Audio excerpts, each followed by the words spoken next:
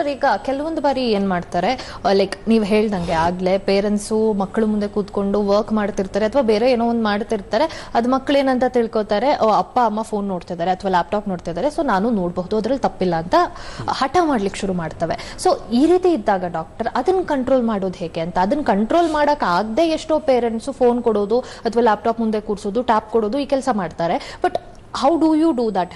How to manage the child there? ಇದು one line prevention ಅಥವಾ control ಮಾಡ್ಲಿಕ್ಕೆ ಆಗಲ್ಲ. ಇದಕ್ಕೆ ಒಂದು ಸಿಸ್ಟಮ್ಯಾಟಿಕ್ ಅಪ್ರೋಚ್ ಇದೆ. ಸಿಸ್ಟಮ್ಯಾಟಿಕ್ ಅಪ್ರೋಚ್ ಅಲ್ಲಿ ಯಾರ್ಯಾರು ಅದಕ್ಕೆ ಇನ್ವಾಲ್ವ್ ಆಗಿರ್ತಾರೆ, ಒಂದು ಪೇರೆಂಟ್ಸ್, ಇನ್ನೊಂದು ಸೊಸೈಟಿ, ಇನ್ನೊಂದು ಸ್ಕೂಲ್.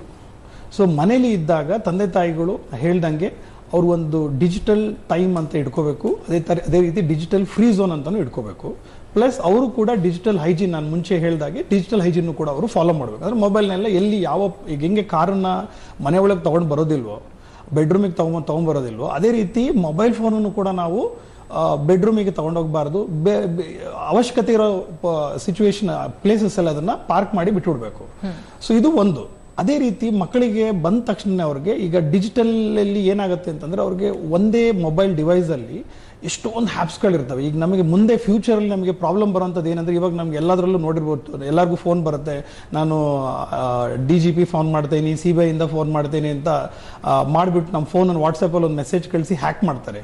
ಅದೇ ರೀತಿ ಮುಂದೆ ಸರ್ಟನ್ ಆ್ಯಪ್ಸು ಮತ್ತು ಪ್ರೋಗ್ರಾಮ್ ಈಗಿರುವಂಥ AI ಟೆಕ್ನಾಲಜಿಯಲ್ಲಿ ಬ್ರೈನ್ ಹ್ಯಾಕ್ ಆಗ್ಬೋದು. ಅಂದರೆ ಇಂಡಿವಿಜುವಲ್ ಬ್ರೈನ್, ಈಗ ನನ್ನ ಬ್ರೈನು ಯಾವುದೋ ಒಂದು ಆ್ಯಪ್ ಅಥವಾ ಒಂದು ಕಂಟೆಂಟ್ನ ನೋಡಿ ನನ್ನ ಬ್ರೈನ್ನ ಹ್ಯಾಕ್ ಮಾಡಿ ನನ್ನಲ್ಲಿರುವಂಥ ಎಲ್ಲ ಇನ್ಫಾರ್ಮೇಷನ್ಸ್ನ ತಗೊಂಡು ನಮಗೆ ಮೋಸ ಮಾಡ್ಬೋದು. ಅದು ಕೂಡ ಬ್ರೈನ್ ಹ್ಯಾಕಿಂಗು ಕೂಡ ತುಂಬ ದೂರ ಏನಿಲ್ಲ, ಅದು ಕೂಡ ಮುಂದೆ ಬರ್ಬೋದು. ಸೊ ಹಾಗಾಗಿ ಒಂದು ತಂದೆ ತಾಯಿಗಳು ಅದನ್ನು ಫಾಲೋ ಮಾಡಬೇಕು, ಮತ್ತು ಸ್ಕೂಲಲ್ಲೂ ಕೂಡ ಅದ್ರ ಬಗ್ಗೆ ಭಾಳಷ್ಟು ಮಾಹಿತಿಯನ್ನು ಕೊಡ್ತಾ ಇದ್ದಾರೆ. ಅದು ಇನ್ನಷ್ಟು ಹೆಚ್ಚಿನ ಅವೇರ್ನೆಸ್. ಇದನ್ನು ಹೇಗೆ ನಾವು ಇದನ್ನು ಸ್ಟಾಪ್ ಮಾಡಬೇಕು ಅಂದರೆ 2 ಥಿಂಗ್ಸ್. ಒಂದು ಕಾನ್ಷಿಯಸ್ನೆಸ್, ಇನ್ನೊಂದು ವಿಸ್ಡಮ್. ಇವೆರಡನ್ನ ಮಕ್ಕಳಲ್ಲಿ ನಾವು ಇಂಟ್ರೊಡ್ಯೂಸ್ ಮಾಡಿದ್ರೆ ಅಷ್ಟೇನೆ ನಾವು ಈ ಒಂದು ಪ್ರಾಬ್ಲಮ್ನ ಓವರ್ಕಮ್ ಮಾಡೋದಕ್ಕೆ ನಮಗೆ ಹೆಲ್ಪ್ ಆಗುತ್ತೆ. ಓಕೆ.